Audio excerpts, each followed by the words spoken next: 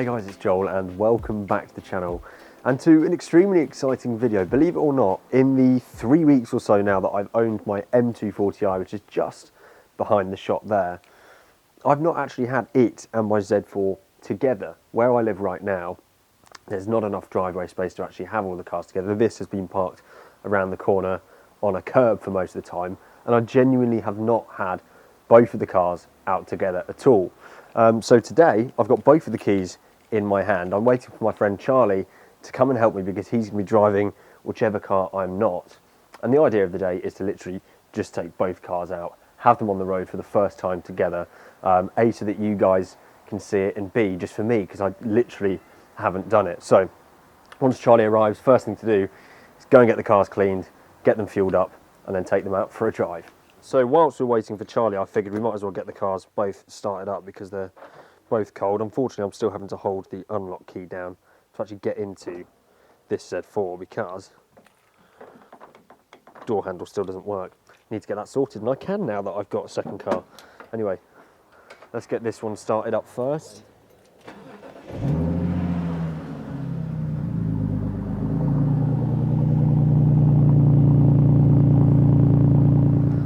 Let's get this one started up now as well.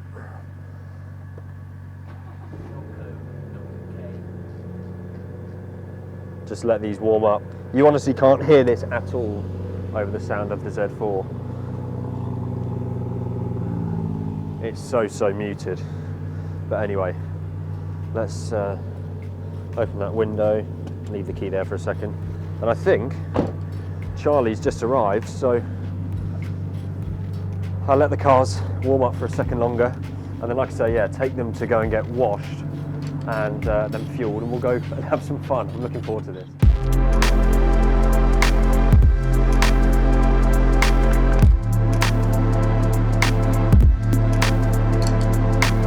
Right, so I made it to the petrol station. It's going to be quite interesting to see, actually, well, how much this cost me for a start. But I'm not quite sure on the size of the tanks of the cars. Right, so I actually use Tesco to fill up, and they have 99 octane, so it's not too bad. But, life hack, if you live in the UK, and you're annoyed that you can't do what you can do in the States and rest your hand while the car fills up, just put your filler cap under like that.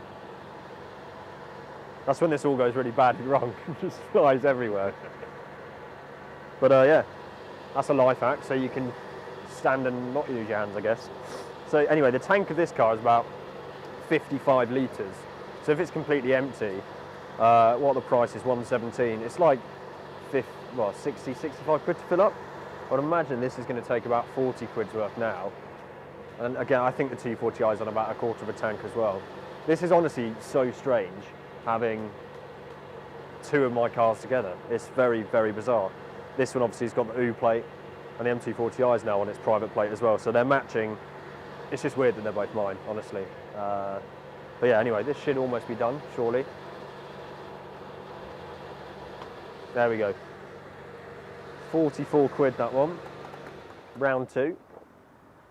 This one, actually, you can't do that little trick with because it's secure. Actually, you might be able to. Premium. Let's go. 2 hours later. 38 quid. That's all right, 80 quid to fill up both the cars then. Probably use all of that today.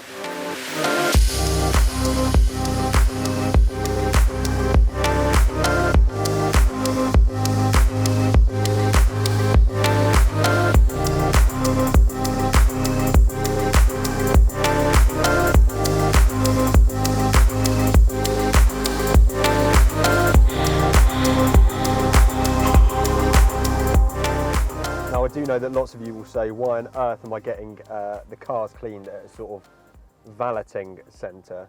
To be honest, I always have brought my cars here and they've been very good. Worst case scenario, there are any little scratches on the car, they can always be taken out, but I've personally never seen any, never had any issues with these guys. They seem to be very good and very happy bringing my cars here to get cleaned. So we're here now with the M240i and the Z4 parked up. Honestly, I know I said it in the petrol station, but it is just the weirdest thing. I've been driving a bit of both to get cameras of the car, shots of the cars, and seeing each of these in the wing mirror is so weird, especially the Z4 actually, because I've had that for so much longer. Also, what's really cool is, as I mentioned as well, having both the plates on as well. M24U on this, which is obviously M240, but the U matches the one on this as well. And J22, by the way, J is obviously my initial, 22 is my birth date. So that's that one. Anyway, what I want to do now in this video, because it's quite a rare opportunity where I can have someone else with me driving one of the cars so we can transport them, I'd like to do a back-to-back drive. Not really anything in detail, but we'll jump in, say, the M240i first, go for a drive, have a little chat, and then we'll jump into Z4 and really round up this video because I just want to enjoy the day driving these cars around. So let's do that now.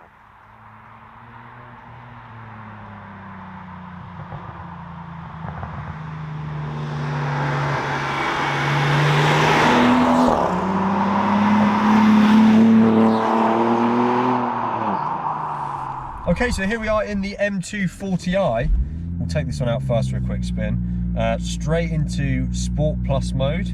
Do that with the buttons down here. I'm going to turn the air conditioning down a bit so you can hear me a bit better. Why not have the sport displays on there as well? And then we'll go into manual mode shortly so that we can use the pedals. Right, into reverse. Not on the best road actually at the moment. I mean, it is a great road, but during the day, there's a lot of blind corners and it's very narrow, so you can't really go too fast. At night time, it's brilliant though. Right, so into drive there on the shifter, and then what we'll do is flick it across manual, and then I'll hit a paddle. Now that's it, we're in manual mode, and it won't change the gears for me. So second gear, floor it, short shifting.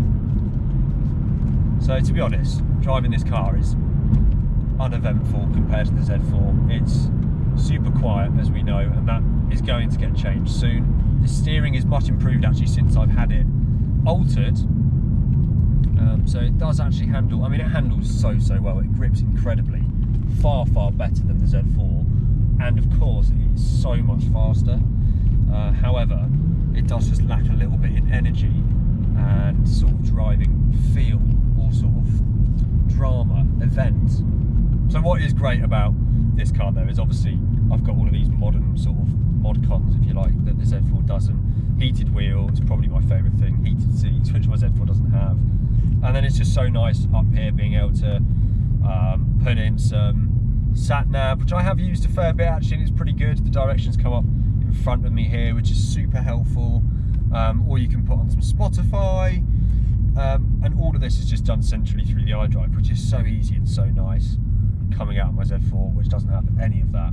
So as a daily, this car is fantastic, but as a drive, I'm itching to get the Z4 and drive that actually. So let's go back and drive the Z4. Right, so this is one other thing you can't do in the Z4 actually, and I should really demonstrate while we're here. I have done it before on the channel, but we'll do it again.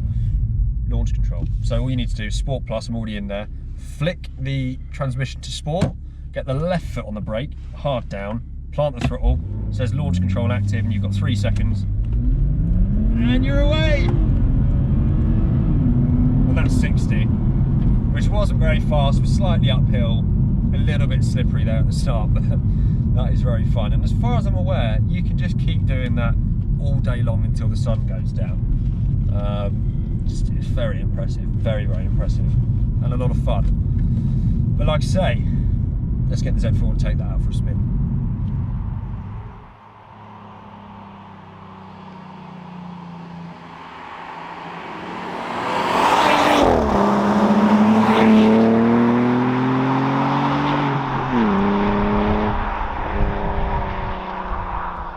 Okay, here we are in the Z4 now then. First things first, let's get it started.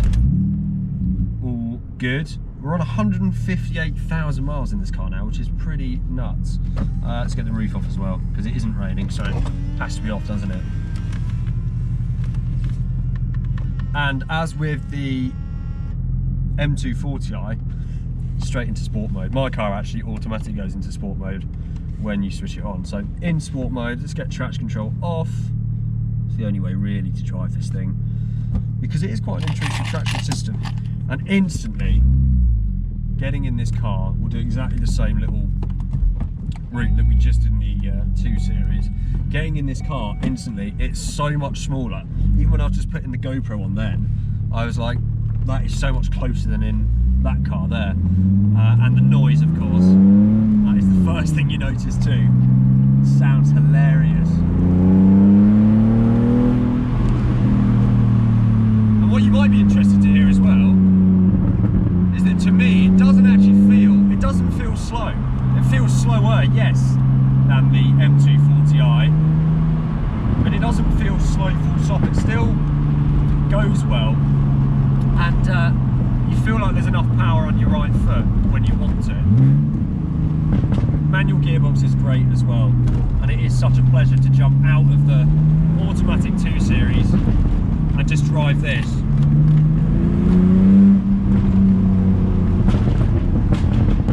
And it sounds so good. Another observation after having been in the 2 Series quite a lot recently is there's nowhere to put your stuff. I went to put the keys down for the other car, and really that's the only handy place, whereas the 2 Series has got compartments and cubby holes everywhere. So again, as a daily, the 240i has been serving me fantastically, but I have to say, for carving down this very narrow, bumpy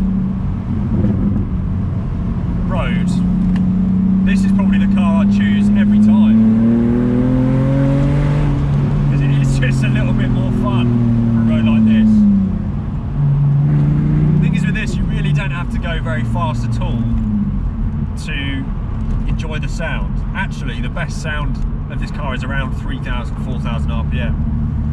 But yeah, it is so funny being in here. You don't have any of the entertainment system, which makes it look so clean and just makes it feel so much more driver oriented, if you like. So yeah, I'll reiterate, to just go out for a drive for the purpose of enjoying it, it really is the car out of my garage, you could say, at the moment. The M240i is the car I would choose every time to do a big motorway run. To take on a track day, I really don't know, because that's where the 2 Series actually is really fast, much faster than this. It will grip better, it will go much faster around a track, but again, pure driving pleasure, I don't know if it would top this, because this thing, when I was driving around the Nürburgring, for example, I was on the ragged edge the whole time, and I think that would be A, quite scary, and B, pretty tricky in the 2 Series on that same track. But it's early days with that 2 Series, and with some correct modifications, of which it's already had a few actually, it's going to be much more of an involved driving experience, which that's essentially my aim with that car. As much as it is a daily and a comfortability for me, it's going to be turned into something that is much more enjoyable all in all. Anyway, let's pull the car back up now, the Z4 that is, and conclude today's video.